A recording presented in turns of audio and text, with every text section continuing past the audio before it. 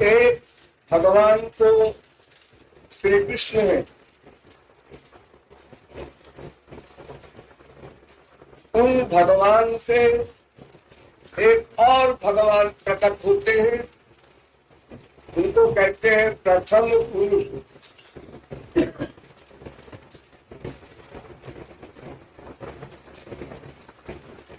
प्रथम पुरुष भगवान के अंश है, उनको महाविष्णु भी कहते हैं। अनंत कोटि ब्रह्मांड के निर्माण करने में पहला काम इन्हीं का होता है। श्री कृष्ण सृष्टि वगैरह नहीं करते।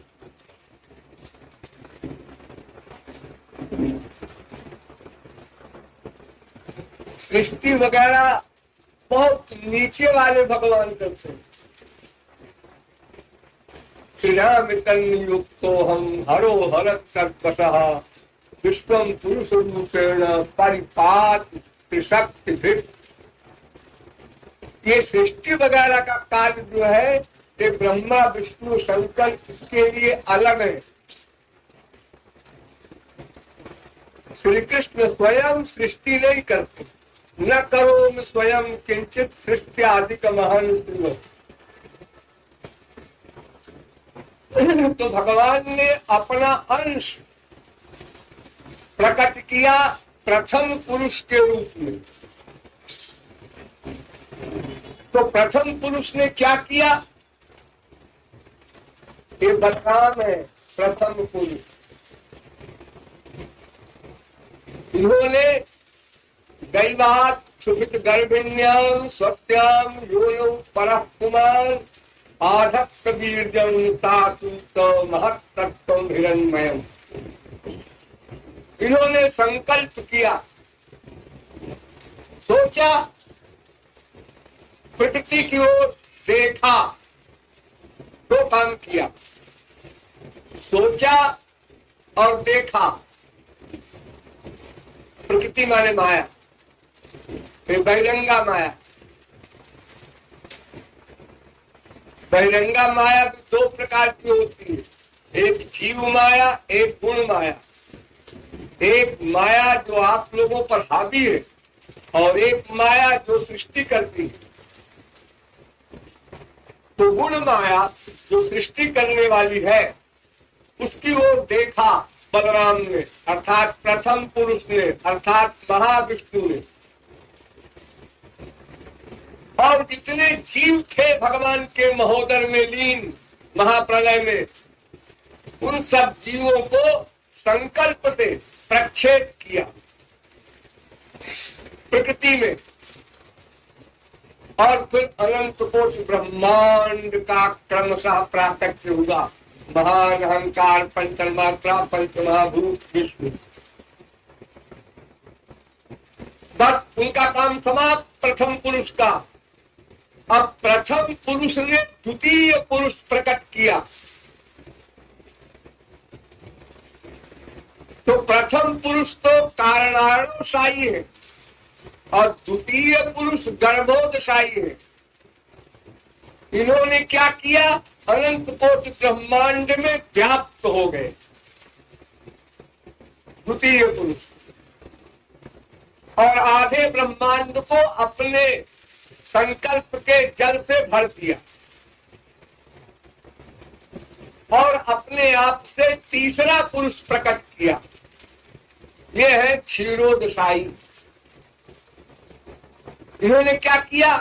ये प्रत्येक जीव के अंतःकरण में प्रविष्ट हो गए और प्रत्येक जीव के अनंतानंत जन्मों के प्रत्येक क्षण के प्रत्येक संकल्प के हिसाब को लेकर के तदनुसार जीव में जीवत्व, बुद्धि में ज्ञान शक्ति, मन में चिंतन शक्ति, इंद्रियों में तत्त कर्म करने की शक्ति, ये सब तृतीय पुरुष ने प्रदान किया।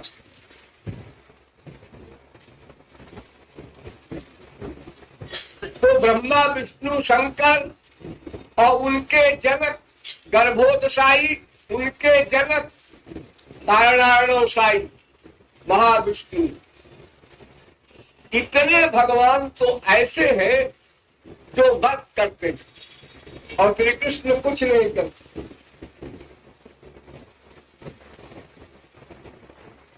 कोई वर्क नहीं है उनका काम केवल एक है, क्या? जीवों का उद्धार, प्रेम दान करना। दो काम, माया की निवृत्ति कराना और प्रेम दान करना। तो माया की निवृत्ति और प्रेम दान, ये दो वर्ग, ये सारे भगवान करते हैं, क्योंकि भगवान के ही स्वरूप है जितने मैंने बताए। इनके स्वांश हैं और विभिन्नांश हम लोग हैं।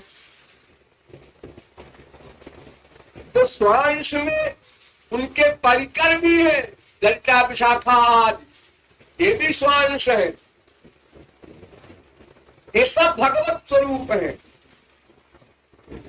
और कुछ नित्य सिद्ध महापुरुष होते हैं, वो भी भगवान के परिकर हैं, लेकिन वो जीव है।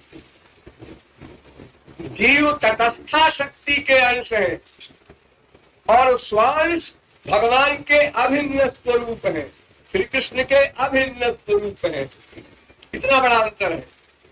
सदा से जो माया मुक्त थे, ऐसे अनादि सिद्ध महापुरुष भगवान की सेवा करते हैं, लेकिन वो जीव है, उनको नित्य सिद्ध महापुरुष कहते हैं। और मायाबद्ध शेष जीव हम लोग है ही है, ये विभिन्न अंश में। तो अनंत कोटि ब्रह्मांड नायक महाविष्णु, ये प्रथम पुरुष है, इनको बलराम कहते हैं। द्वितीय पुरुष गर्भोदशाई, इनको प्रद्युम्न कहते हैं। तृतीय पुरुष क्षीरोदशाई, इनको अनिरुद्ध कहते हैं। लेकिन ये सब भगवत स्वरूप है। मैंने बताया था ना, रामनवमी को कृत्वात्मानं चतुर्विधम्, अपने ही स्वरूप को अंश रूप में प्रकट कर दिया। ये सब जितने भगवान हैं, ये स्वरूप शक्ति को गवर्न करते हैं। भगवान की एक पर्सनल पावर है, इसका नाम है स्वरूप शक्ति। उस स्वरूप शक्ति को गवर्न करते हैं ये सब के सब, ब्रह्मा, विष्णु, शंकर और गर्भोदशाई, क्षीरोदशाई महाविष्णु, ये सब भगवान हैं। अर्थात सब में परिपूर्ण शक्तियां हैं। छोटा बड़ा नहीं कहना, काम अलग अलग है। तो इन सब भगवानों का कार्य है सृष्टि संबंधी, और श्री कृष्ण ने केवल संकल्प करके प्रथम पुरुष को प्रकट कर दिया, उनकी छुट्टी। अब उनके अंश सब काम कर रहे हैं। तो श्री कृष्ण क्या करते हैं? श्री कृष्ण अपने भक्तों के साथ नित्य नवायमान लीलाएं करते हैं। दोनों, उनका एक वर्ग है, आनंद देना, आनंद लेना। भक्तों को आनंद देना, भक्तों से आनंद लेना। और इन दोनों में भक्तों से आनंद लेना बहुत उच्च कोटि का है, और भगवान का जो अपना आनंद है वो निम्न कोटि का है। उसको स्वरूपानंद कहते हैं। अपना आनंद जो भगवान को मिलता है वो छोटा है। छोटा का मतलब लिमिटेड नहीं, वो रस वैलक्षण्य की दृष्टिकोण से हम कह रहे हैं छोटा। और जो भक्तों से आनंद मिलता है वो मानसानंद कहलाता है। उसमें विशेष मधुरता हो जाती है, इतनी मधुरता हो जाती है कि जब अपना आनंद भगवान लेते हैं तो समस्त शक्तियां उनके पास रहती है। ऐश्वर्य शक्ति भी, माधुर्य शक्ति भी, सब रहती है। और जब भक्तों के सामने जाते हैं तो ऐश्वर्य शक्ति समाप्त हो जाती है, केवल माधुर्य माधुर्य रह जाता है, यानी भगवान कृतदास बन जाते हैं। ये तो भक्त और भगवान की बात मैंने बताई। ये जो भगवान आनंद देते हैं प्रेमानंद और लेते हैं प्रेमानंद, इस प्रेमानंद का जो खजांची है, जिसके पास पूरा माल टाल है, चाबी इसकी है तिजोरी की, वो है राधा तत्व। यानी किशोरी जी से लिया और भक्तों को दिया। रागिनी शक्तेरो परम सार तार प्रेम नाम और प्रेमेरो परम सार महाभाव जानी से ही महाभाव रूप राधा ठाकुरानी।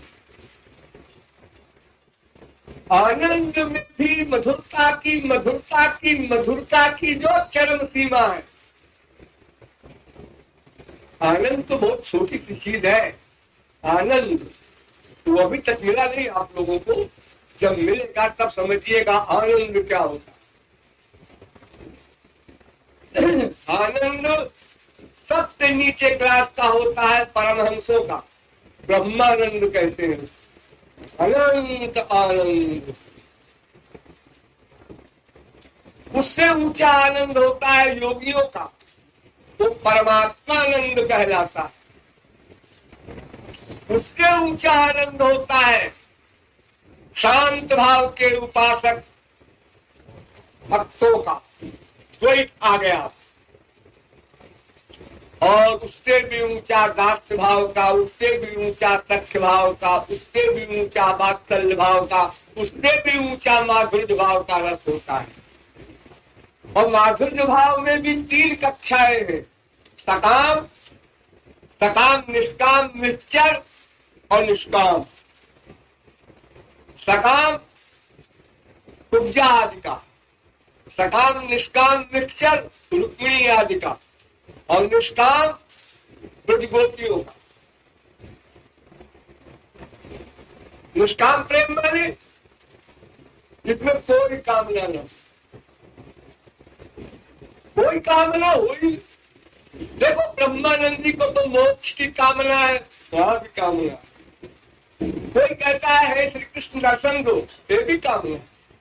तो दर्शन दो ऐसा क्यों कहते हो, तुम्हारे घर बैठे।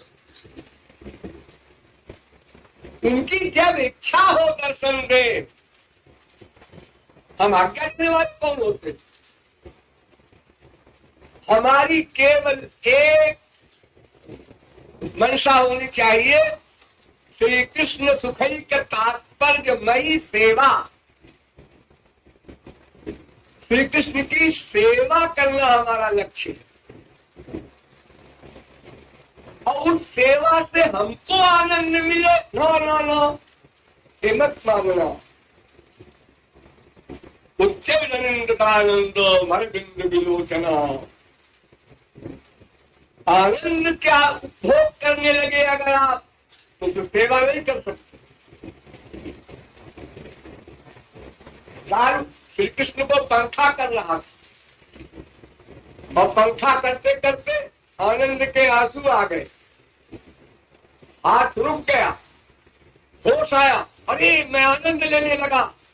ऐसा मूड हूं, अपने प्राण वल्लभ की सेवा छोड़ करके आनंद लेने लगा। स्वार्थी हूं मैं। बस सुन लीजिए, अभी वहां की कल्पना नहीं कर सकते आप। तो ऐसा प्रेम है गोपियों का, जो समर्थारती का प्रेम होता है। लेकिन वे गोपियां भी महाभाव तक जाती हैं। बस साधना भक्ति, भाव भक्ति, प्रेमा भक्ति, स्नेह भक्ति, मान भक्ति, प्रणय भक्ति, राग भक्ति, अनुराग भक्ति, भावावेश भक्ति, महाभाव भक्ति, ये अंतिम स्थिति। इसके आगे एक और क्लास है जहां श्री कृष्ण भी नहीं जा सकते, मादनाख्य महाभाव। वहां केवल किशोरी जी की सीट है, राधा तत्व है, वहीं से सप्लाई होता है वो। ठाकुर जी के पास आता है। भिखारी बनकर ठाकुर जी इसीलिए किशोरी जी की उपासना करते हैं। इसीलिए सबसे पहले राधा शब्द बोला जाता है। नंबर 2 है श्री कृष्ण।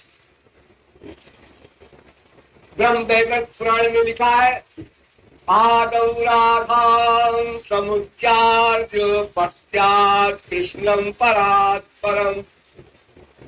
पहले राधा का उच्चारण करना जीवो, उसके बाद श्री कृष्ण का। श्री कृष्ण राधा तत्व के अंदर में और श्री कृष्ण के अंदर में महाविष्णु और गर्भोदशाई और क्षीरोदशाई सब उनके अंदर में। लेकिन है सब ये स्वरूप शक्ति के गवर्नर। तो राधा तत्व वो है जिसकी उपासना स्वयं श्री कृष्ण करते हैं, जिन श्री कृष्ण की उपासना महाविष्णु आदि करते हैं, जिनके अंदर में अनंत कोटि ब्रह्मांड है। तो उस राधा तत्व के विषय में कोई शब्दों की गति नहीं। अरे जहां से प्रेम प्रारंभ होता है, प्रेम, वही शब्द समाप्त हो जाते। अनिर्वचनीयम प्रेम स्वरूपम। नारद जी से पूछा शिष्य ने, महाराज प्रेम का स्वरूप तो बताइए। दोनों ने कहा चोप। प्रेम का स्वरूप बताया नहीं जा सकता। तत्व प्रेम कर ममया तोरा जानत किया, एक मन मोरा सो मन रहत सदा तो ही पाही, जान प्रीति रीति यही माही। मुका स्वादनवत प्रकाश्यते क्वापि पात्रे। वो गूंगे का स्वाद है। स्वयं किशोरी जी नहीं बता सकती, ठाकुर जी नहीं बता सकते, प्रजांगनाएं नहीं बता सकती, जो आचार्य है प्रेम की वो भी नहीं बता सकते। अरे खैर उसकी बात तो छोड़िए। नीम का कीड़ा आपसे पूछे रसगुल्ला कैसा होता है, आप कहेंगे मीठा। लो बाणी भी है आपके पास, समझाइए उसको। वो कहता है मीठा माने क्या होता है? मीठा मीठा माने शक्कर खाया है तुमने? नहीं। गुड़ खाया है? नहीं। अरे दूध पिया है? नहीं जी, मैं तो नीम में पैदा हुआ और नीम में ही रहता हूँ। बताइए मीठा क्या है? मिठाई किसे कहते हैं? तुमको हम नहीं समझा। तो इसी प्रकार माया जीव को कोई महापुरुष भगवान नहीं समझा सकता प्रेम का क्या सौरस्त्य है, क्या वैलक्षण्य है कि ब्रह्मादिक, शंकरादिक, जनकादिक, सुखादिक, व्यासादिक, ये बड़े बड़े भगवान और महापुरुष परमहंस प्रेमानंद में दीवाने हो जाते हैं, ब्रह्मानंद को छोड़ देते हैं। क्यों? चेत परार्थ गुणी कृता नैति भक्ति सुखाम भोले परमाणुलाभ। ब्रह्मानंद से करोड़ों गुना अधिक सरस है प्रेमानंद, इसलिए छोड़ देते हैं। बस ब्रह्म सुख ही मन त्यागा, आत्मा रामाश्च मुनयो निर्ग्रंथा अपुरु क्रमे, कुर्वन्ति है तुकीं भक्ति मिथ्यं भूत गुणो हरि। सुखदेव सरी के परमहंस जो माँ के पेट में ही मायातीत हो गए थे, एक भागवत के श्लोक को सुनकर के दीवाने हो गए, प्रेमानंद में सराबोर होकर पूरी भागवत का श्रवण किया, परीक्षित को सुनाया और उसी के द्वारा आप सब लोग भी सुनते पढ़ते होंगे भागवत, भले समझते रहो। समझेंगे कैसे? ये भागवत ग्रंथ परमहंस संहिता कहलाती है, यानी परमहंस श्रोता हो और महारसिक वक्ता हो श्रोता मायातीत हो, गीता के द्वारा पहले माया का अतिक्रमण करके अधिकारी बन जाए, तब भागवत का श्रवण करे। जहाँ बाइबल का एंड होता है वहाँ गीता प्रारंभ होती है, जहाँ गीता का एंड होता है वहाँ से भागवत प्रारंभ होती है। ये जो आप लोग खिलवाड़ करते हैं, पंडितों को बुला करके सप्ताह सुन रहे हैं, अरे सप्ताह क्या बनाए? तुमने एक भी आंसू श्यामा श्याम के लिए नहीं बहाया, सप्ताह सुन लिया, 18,000 श्लोक 7 दिन में सुन लिया तुमने। कुछ समझे?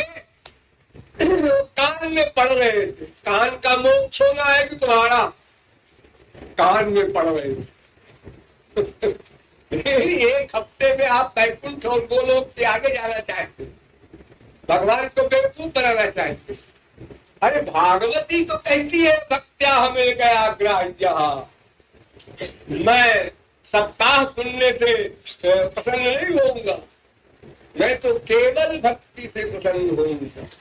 और भक्ति का मतलब ये है श्यामा श्याम के मिलन की परम व्याकुलता, निष्काम आंसू।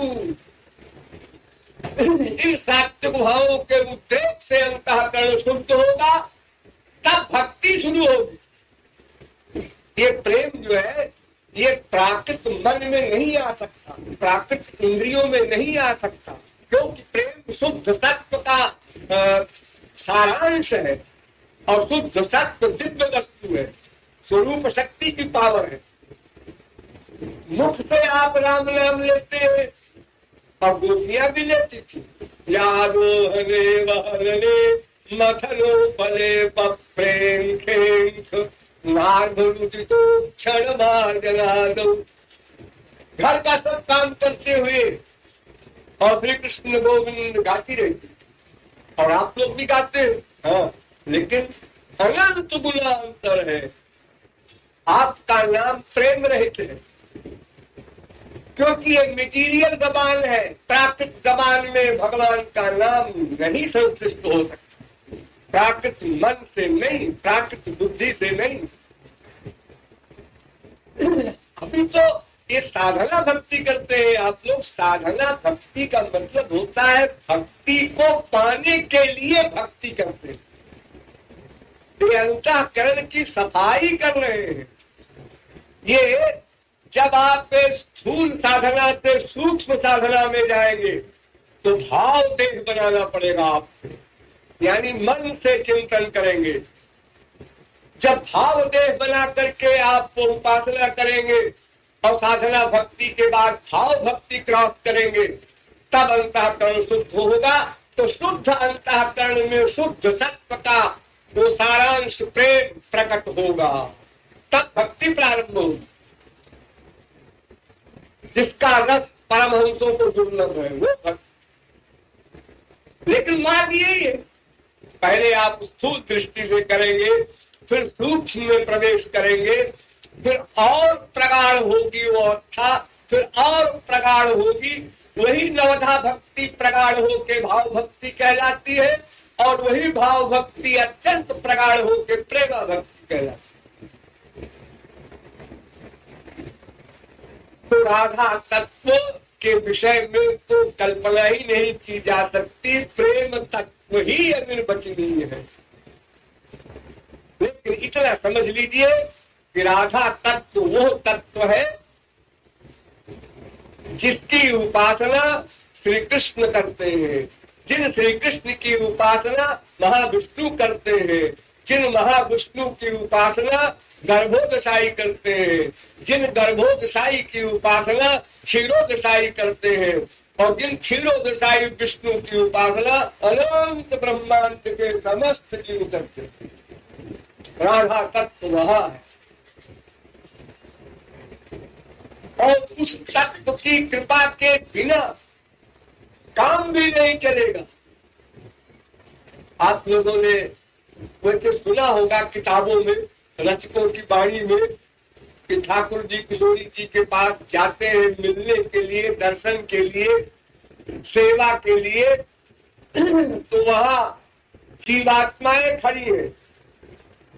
गोपी रूप में, गोपी बन करके गेट कीपर है। उनकी परमिशन के बिना ठाकुर जी भी नहीं जा सकते।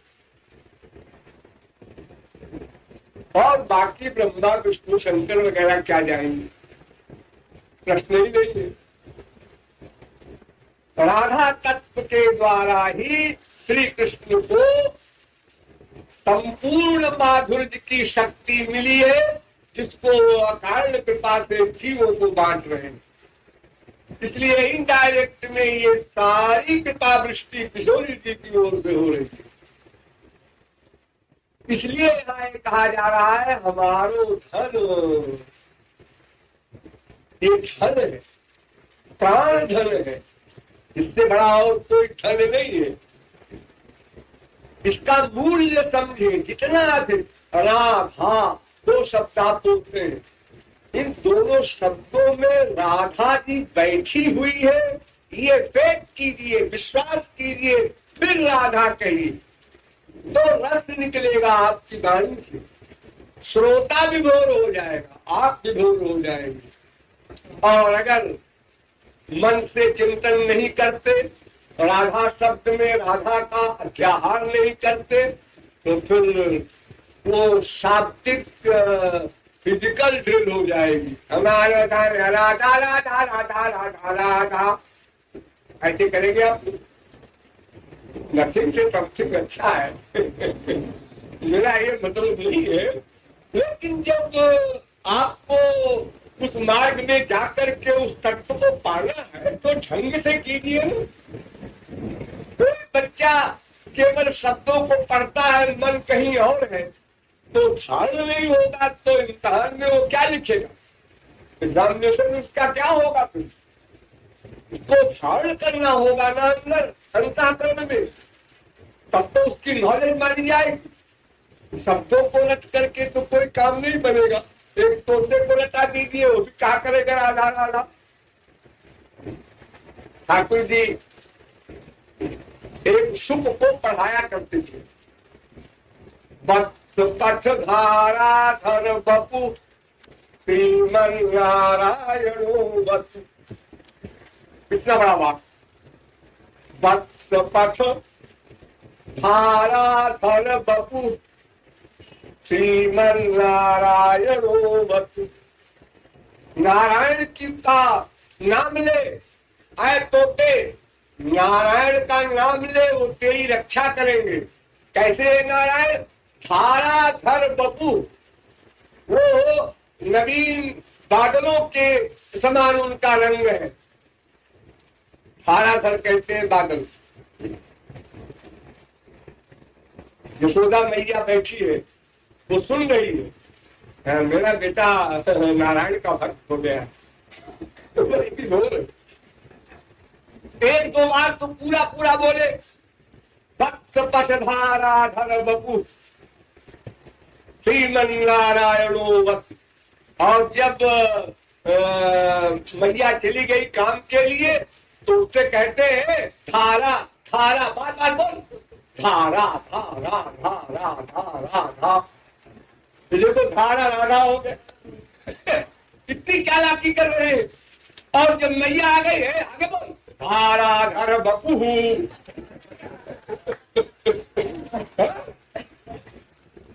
यानी उपासना करना है। संसार के एरिया में इस समय अवतार लेके आए हैं, तो डिक्लेयर नहीं करेंगे, चोरी चोरी करेंगे, कि करना है। तो दो तीन रूप खरे नंद नंदन, तऊ न पायो पार परम धन, राधा नाम आधार। ऐसे राधा नाम को आप लोगों को समझ बूझ करके, सोच करके, मन बुद्धि से फिर संकीर्तन करना चाहिए। हाँ,